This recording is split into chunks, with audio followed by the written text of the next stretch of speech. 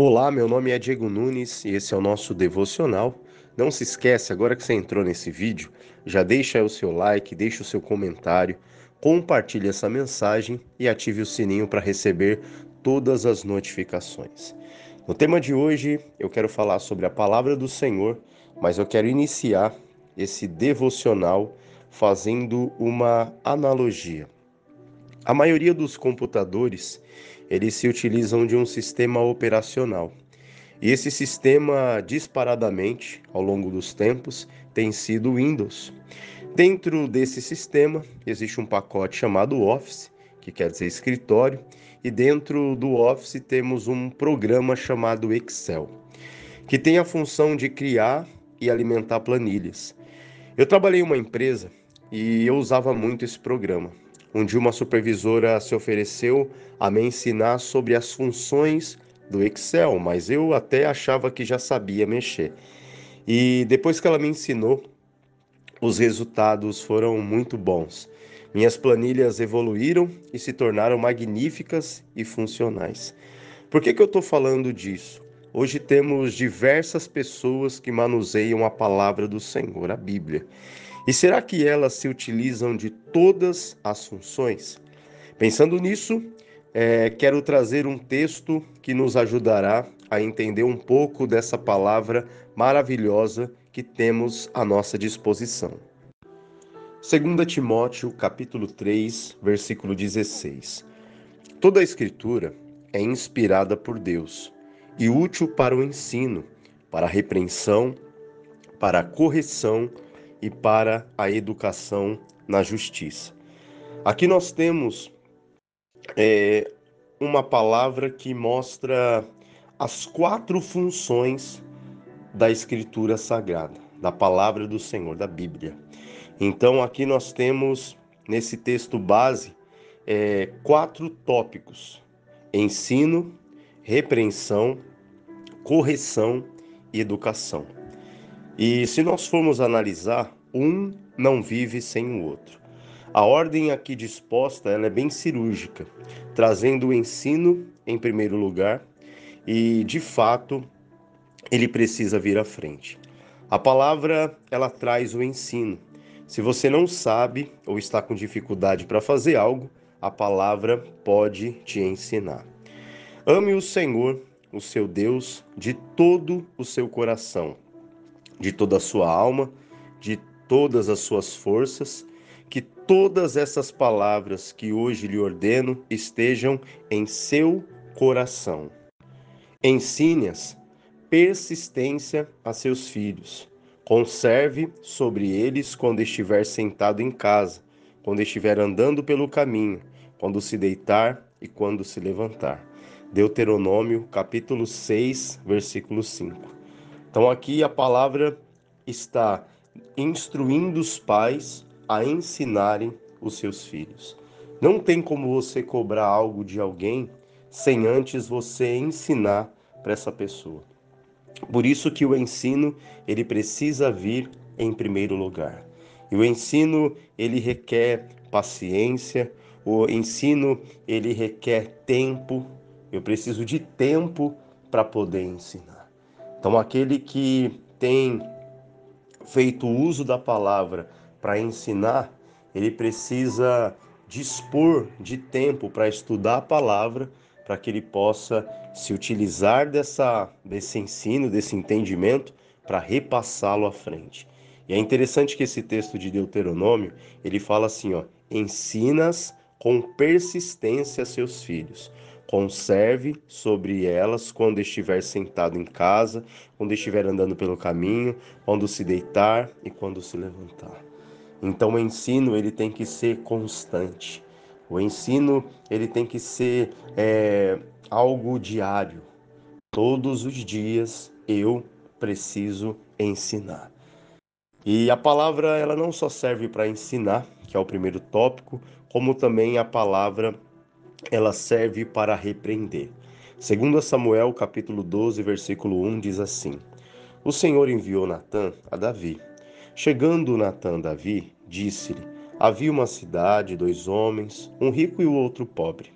Tinha o rico ovelhas e gado em grande número, Mas o pobre não tinha coisa nenhuma, senão uma cordeirinha que comprara e criara, e que em sua casa crescera, junto com seus filhos, comia do seu bocado e do seu copo bebia, dormia nos seus braços e a tinha como filha. Vindo um viajante ao homem rico, não quis este tomar das suas ovelhas e do gado para dar de comer ao viajante, que viera a ele. Mas tomou a cordeirinha do homem pobre e a preparou para o homem que lhe havia chegado. Então o furor de Davi se acendeu sobremaneira contra aquele homem e disse a Natã: Tão certo como vive o Senhor, o homem que fez isso deve ser morto, e pela cordeirinha restituirá 4 vezes, porque fez tal coisa e porque não se compadeceu. Então disse Natã a Davi: Tu és o homem. Assim diz o Senhor teu Deus de Israel: Eu te ungi rei sobre Israel e te livrei das mãos de Saul. Deite a casa do teu senhor e as mulheres de teu senhor em teus braços, e também te dei a casa de Israel e de Judá. E se isto fora pouco, eu teria acrescentado tais e tais coisas.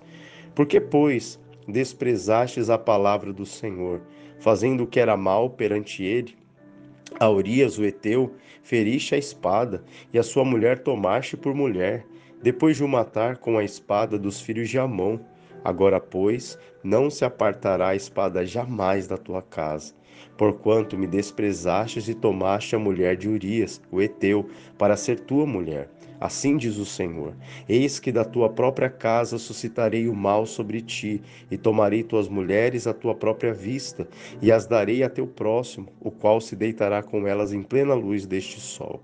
Porque tu o fizeste em oculto, mas eu farei isto perante todo o Israel e perante o sol. Então disse Davi a Natã: Pequei contra o Senhor. Disse Natã a Davi: Também o Senhor te perdoou o teu pecado. Não morrerás. Mas posto que com isto deste motivo a que blasfemassem os inimigos do Senhor, também o filho que te nasceu morrerá.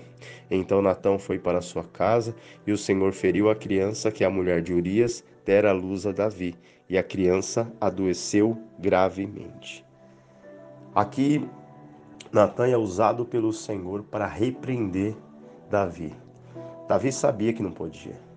Davi já tinha sido ensinado, mas mesmo assim foi tomado por um impulso, pecou com Betseba, não somente pecou com ela, mas matou seu marido, mandando ele à frente da batalha.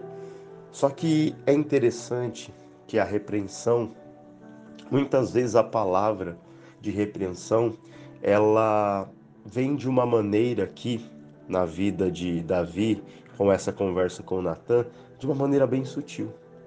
Você percebe que Natã conta uma história e o Davi imediatamente repreende a pessoa da história, mas aquela pessoa da história era o próprio Davi. Quando eu leio a Bíblia não está falando de mim e a Bíblia não está falando de você. E muitas vezes nós julgamos o Davi, falamos como que o Davi pôde? Puxa, Davi, você podia ter a mulher que você quisesse. Ou como é que pode, Pedro, você ter afundado? Por que você não confiou? Como é que você pode, fulano? Como é que você pode, ciclano? Mas na verdade, quando nós repreendemos aquele personagem da Bíblia, Sansão, como é que você pode ter pecado com Dalila? Nós estamos repreendendo a nós mesmos. E aqui Natã utiliza-se desse método para que o Davi entenda o quanto ele errou.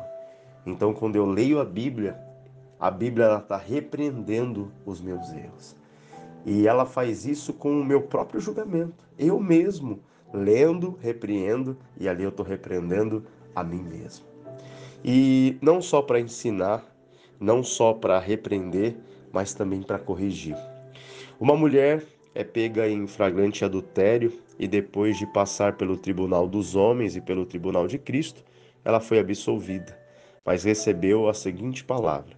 João capítulo 8, versículo 11. Respondeu ela: Ninguém, Senhor. Então lhe disse Jesus: Nem eu tampouco te condeno. Vai e não peques mais. O Senhor Jesus naquele momento estava corrigindo. Ele falou: Olha, você errou. Você está vendo que o seu erro te levou a pagar um preço. Mas eu estou te absolvendo. Agora vai e não peques mais. O Senhor estava corrigindo o trajeto dela. O Senhor estava dizendo: olha, se você for e voltar a errar, você vai morrer. Se você for e fizer as mesmas coisas, não tem o que se fazer. Mas se você for e corrigir o seu caminho e não pecar mais, pode ter certeza que você não só viverá uma vida abençoada, mas você vai andar nos caminhos corretos que te levarão à salvação. E a palavra do Senhor, ela também é usada para isso, para que quando eu estiver diante das pessoas, eu corrija o caminho delas. Irmão, irmã, amigo, amiga, não vai mais por esse caminho. Agora você precisa evitar esse caminho. Vai e não peques mais. E para a gente finalizar, ensino, correção, e falamos também sobre aqui a repreensão, né? Ensino, repreensão, correção e agora sobre a educação. A palavra de educação. Sempre que a palavra educação é citada, isso me remete sempre à criança. Nossa, você já deve ter ouvido, assim como eu, alguém falar assim: que criança educada. Mas se ela é educada, é porque ela passou pelo processo de ensino, de repreensão e correção. Olha o que Gálatas 2:20 diz: logo, já não sou eu quem vive, mas Cristo vive em mim. E esse viver que agora tenho na carne, vivo pela fé no Filho de Deus, que me amou e se entregou por mim. Não anulo a graça de Deus, pois se a justiça é mediante a lei, segue-se que Cristo morreu em vão. Ele nunca morreu em vão. Ele morreu para que nós, pela graça, fôssemos salvos. E aqui Paulo, ele está dizendo: logo, já não sou eu quem vive, mas Cristo vive em mim. O Paulo está nos ensinando que agora ele vive uma outra educação. O Paulo, ele foi ensinado. O Paulo, como nós já vimos aí, o Paulo clamando para que um espinho da carne seja tirado dele, o Paulo foi repreendido. O Paulo, ele foi corrigido e agora esse Paulo, ele vive uma nova educação. Então, quando nós vemos uma criança que se porta bem, é porque essa criança foi ensinada, repreendida, corrigida, e o resultado disso é que ela vive uma educação. Então, você que se utiliza da palavra do Senhor, você que prega na igreja, no seu serviço, você que prega na rua, você que evangeliza, você que prega para os seus familiares, não se utilize da palavra da maneira que você venha pular esses processos. Se a partir de hoje o pregador ele só ensinar, muitas pessoas ali vão precisar de uma repreensão e não vão ter. Mas se o pregador ele simplesmente só repreender, pessoas ficarão machucadas. Se esse pregador ele só corrigir, pessoas ficarão sem o ensino, sem a correção. Então você entende que o pregador que se utiliza da palavra, ele precisa ter esses 4 tipos de pregações: pregação de ensino, pregação de repreensão, pregação de correção e a pregação para a educação, ensinando a ter uma nova vida em Cristo Jesus. Que Deus te abençoe e até o próximo devocional.